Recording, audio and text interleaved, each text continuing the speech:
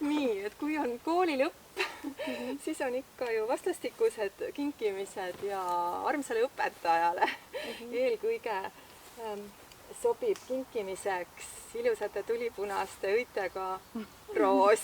Sobib. See on roniroos, selle nimi on Red Klimbe, punane ronija. Ja.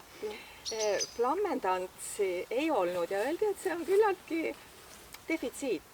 Seda millegipärast ei saa aiandist enam kätte. Ühesõnaga, ta nagu hakkab kas moest minema või mida iganes. Aga selle kohta öeldi, et ta õitseb mitu korda. Ja ma näitan ära ka, kuidas neid otsi ära lõigata selleks, et rohkelt õieilu oleks, sest flammendants õitseb üks kord, et vaat enda vahe on see, aga talvekindlus pidi olema samasugune. Väga suurepärane, homme saab koos ära istuda. Absoluutselt. Oi, kui imeline. Oi, kui imeline. Kui armas. Küll see on armas. No nii, hoian ise.